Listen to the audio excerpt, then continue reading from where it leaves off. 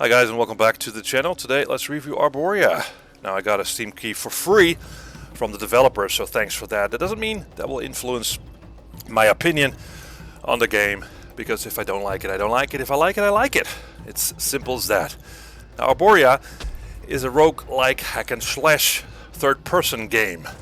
And the story is about the troll village where the father's tree is sick and the trolls are sent to the underground to heal its roots. And there in the underground you will kill enemies and you'll get their essence when they fall, and you can also heal the tree, and that's basically the basic premise.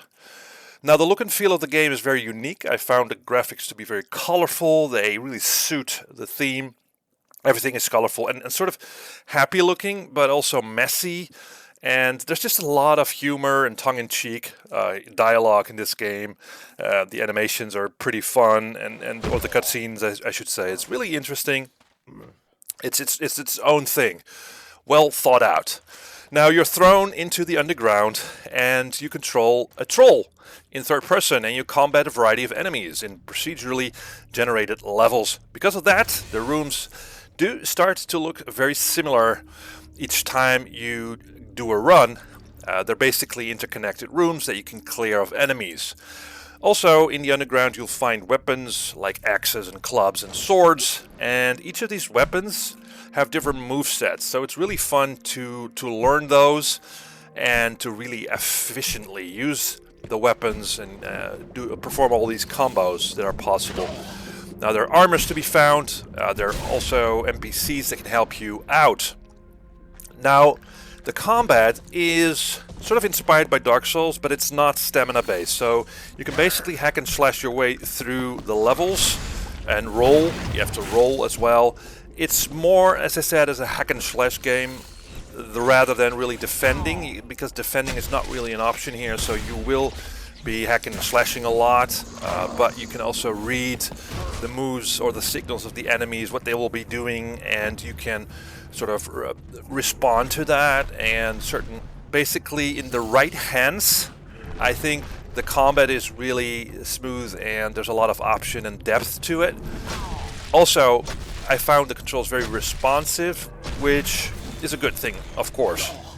Now where the game really comes into its own is the number of abilities and the level of customization in this game. It's quite daunting at first when you play this, but there's just a lot to tinker with. You can enhance the character with mods, you can upgrade armors and weapons and even infuse them with cold and shock and bio and elemental and shock damage, and usually enemies do the same type of damage, like elemental damage or like fire and ice and dark and bio and shock, and it's up to you to try and counter that with the right infused weapon, right? So for instance, if you see a lot of fire enemies, then it's good to use the ice infused weapon against those. But you really have to find the essence or the material to infuse your weapon in the level first, and then you sort of infuse a weapon and use it.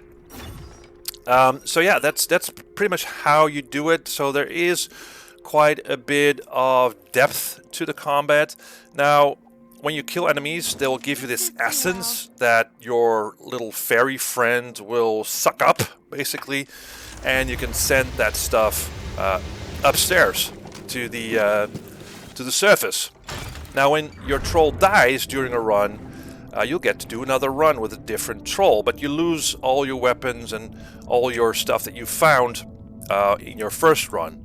You can pick up a new troll with different stats, and there's always something to come back to, since with the essence that you've sent upstairs, you can use that to please the gods. So you can offer the essence to the gods so that your new troll has better stats, or you can use the essence to unlock certain perks and try and upgrade them as well, so that the new generation of trolls that you will be using for your next run has better stats and better your starting stuff, even gear and weapons.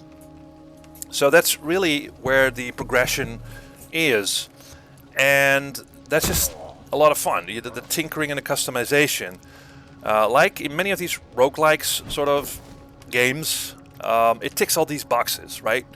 And it has the style to set itself apart from the rest of the crowd, and it does have the depth to satisfy the more hardcore fans.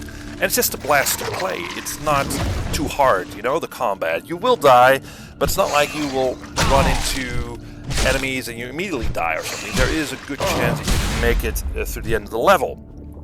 On the other hand, like many of these games, again, the repetition, the grind does set in after a while, as you notice that the rooms sort of start to look fairly similar, and just some people just don't like to lose the stuff that they found in the underground. But you know, that's just sort of comes with the nature of these games. So overall, I really liked this game, Arboria, and yeah, I can recommend this to you guys, and you should really play it. It's one of those games that's sort of flying under a lot of people's radars. You don't see a lot of reviews of this game flying around on YouTube or on the internet, and that's just a shame. It seems that there's just a lot of love has been put into this game. So yeah, this one comes recommended. So thank you guys for watching this, and see you in the next video. Give me that!